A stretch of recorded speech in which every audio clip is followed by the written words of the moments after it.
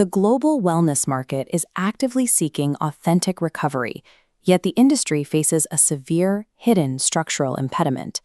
This diagram illustrates a sector with a $2.6 trillion valuation. That massive economic input is currently funneling rigidly into a single, narrow, undifferentiated operational pipeline. The structure collapses because operators apply a homogeneous operational model to a wildly heterogeneous consumer base. Unchecked financial growth actively masks this structural incompatibility, threatening the long-term operational viability of traditional wellness sites. A superficial consumer seeking peripheral relaxation often occupies the exact same space as an advanced practitioner demanding rigorous spiritual discipline. Forcing these two incompatible profiles to utilize the identical physical infrastructure creates immediate detrimental operational friction. This chart graphs stimulation need against therapeutic yield to show varying intervention thresholds.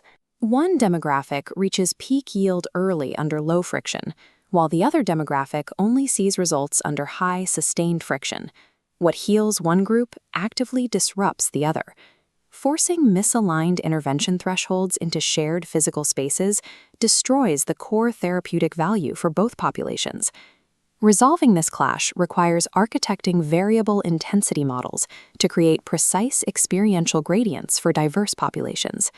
Efficacy in these protected environments depends on precisely identifying the active therapeutic mechanisms at work. This ternary plot illustrates that mechanism. True therapeutic yield relies on maintaining a structural equilibrium, balancing natural environmental assets, historical architecture, and the somatic demands of ritual practice. Calculating and maintaining this three-part balance ensures broad operational access scales upward without damaging sacred integrity. An active recovery framework integrates physical engagement directly with philosophical depth. Administrators must actively modulate a visitor's progression from passive environmental exposure to intensive ritual, contingent entirely on their mental readiness. Looking at this bell curve of psychological capacity, exceeding a visitor's cognitive threshold pushes them past peak efficacy, inducing active fatigue rather than recovery. Conversely, providing insufficient stimulation completely negates the therapeutic effect, leaving the participant in an inactive state. Treating wellness as a single track is operationally reckless. Efficacy demands viewing programs as distinct trajectories, aligned precisely with specific psychological deficits. This reveals a central systemic tension. While psychographic segmentation is mandatory for recovery, making structural modifications to protected heritage assets is legally and culturally impermissible.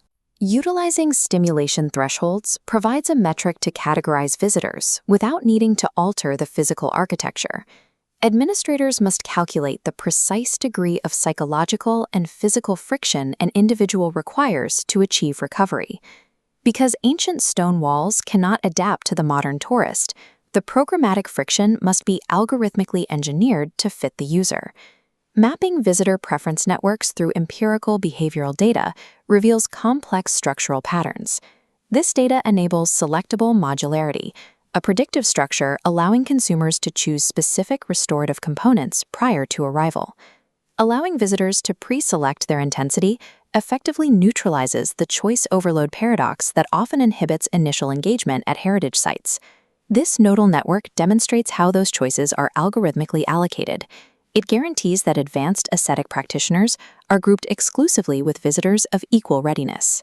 Aligning maximum dedication with maximum rigor protects finite administrative resources while safeguarding the therapeutic impact for advanced practitioners. The final operational requirement involves integrating religion-neutral technological support into ancient, traditionally authentic environments. Deploying passive technological interfaces, like auditory guidance systems, effectively mediates varying intensity requirements. This infrastructure provides necessary historical context seamlessly to peripheral visitors. More importantly, that prevents highly trained monastic personnel from being degraded into fundamental hospitality roles. Technology's highest operational purpose in heritage wellness is not enhancement. It functions as a structural buffer, insulating ascetic practice from mass disruption. Facilities implementing these scalable, intensity-modulated architectures command massive strategic advantages in the global sector. Long-term market success derives from servicing highly disparate psychographic profiles without ever compromising historical integrity. Strategic leadership must adopt a segmented framework for all program development. Institutional longevity relies entirely on balancing the strict demands of traditional ritual with the localized, specific requirements of the modern individual. Absolute precision matching between participant and practice acts as the ultimate safeguard, ensuring ancient sanctuaries remain viable therapeutic mechanisms well into the future.